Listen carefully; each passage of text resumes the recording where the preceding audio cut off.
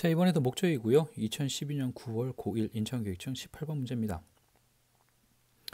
자, 여기는 어려운 내용은 없는데요. 단어들을 좀 주의 깊게 살펴봐야 됩니다. 그래서 자, 알아볼 단어가 accepting 이라는 말이 있고요. accept라는 말이 나오고, 그 다음에 여기는 they, 뭐 they가 무슨 어려운 말이냐 이렇게 할 수도 있는데 자세히 봐야 됩니다. 그 다음에 charge, bank statement가 있겠네요.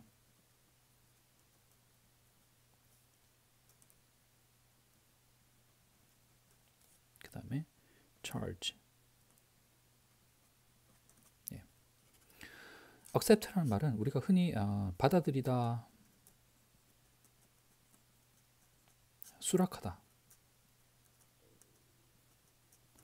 누가 뭐뭐 하자라고 하면 그 제안을 받아들이다 또는 수락하다 라는 뜻으로 많이 쓰이는데, 여기서는 돈에 관련된 거예요.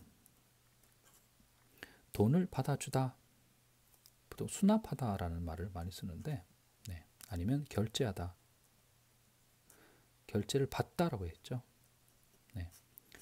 우리가 돈을 음식점에서 돈을 식사를 하고 나면 돈을 내는데, 돈을 지불하는 방법 현금을 줄 수도 있고요. 보통은 카드를 쓰죠. 뭐 요즘엔 모바일 스마트폰으로 결제할 수도 있고, 그럼 우리가 돈을 내면 돈을 내는 돈이든 뭐 캐시가 됐던 현금이 됐던 크레딧 카드가 됐던 아니면 휴대폰이 됐던, 휴대폰에 뭐 바코드가 있잖아요.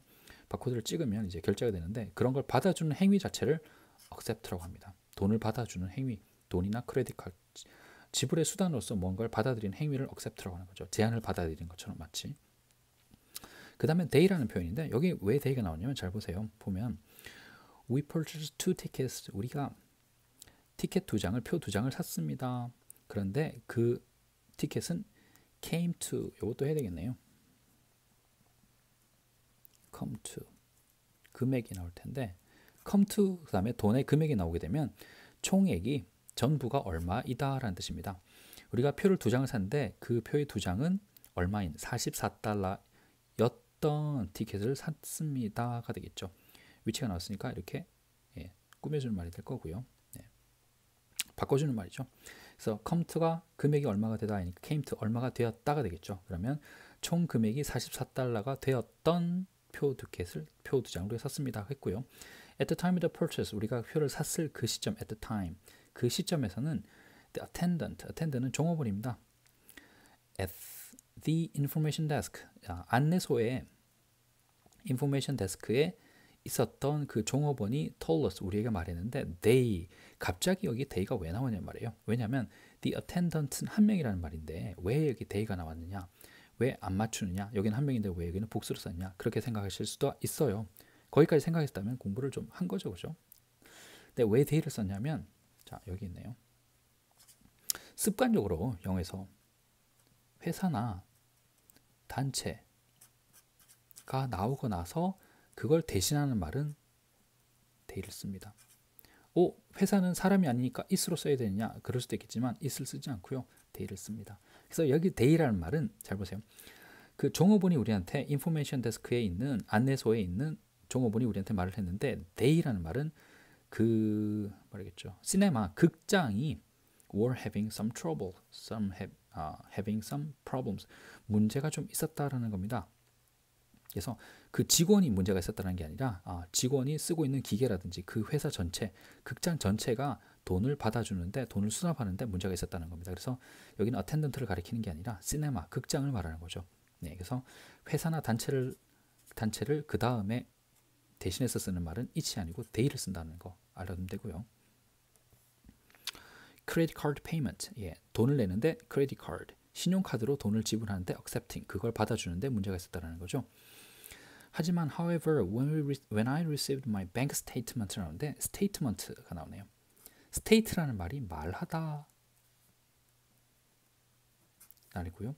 statement라고 하면 말하는 것을 글로 적어놓은 것을 statement라고 합니다. 그래서 우리가 혹시 성명서, 이런 거 많이 쓰죠. 공식적으로 어떤 뭐 단체나 국가의 의견을 발표하는 걸 성명서라고 하는데, 이 말을 한 걸 그대로 글로 적은 걸 스테이트먼트로 합니다. 근데 은행에서 말하는 거는 글로 적으면 뭐가 될까요? 청구서라든지 아니면 내역서, 당신이 여태까지 우리 은행을 쓰면서 이렇게 결제를 했고 뭐 거래를 이렇게 했습니다라는 그 내역을 보여주는 걸, 리스트를 보여주는 걸 내역서라고 했죠. 그 다음에 당신 은행에 잔액이 얼마나 남아 있습니다라는 걸 말로 해야 되는데 말로 하지 않고 글로 써놓은 게 바로 스테이트먼트입니다. 그래서 은행에서 발급하는 거니까 뱅크 스테이트먼트가 되겠죠. 자, 은행의 청구서라고 해볼게요. 내 은행 청구서를 내가 받았을 때는 I discovered, 내가 알게 됐습니다. 그 알게 된 내용이 뭐냐면 You charged my card, 내 카드를 twice, 2번 청구했다는 것을 알게 됐습니다. 그렇죠? 그래서 charge 나오는데 가전제품을 특히 휴대폰 이런 걸 charge로 하면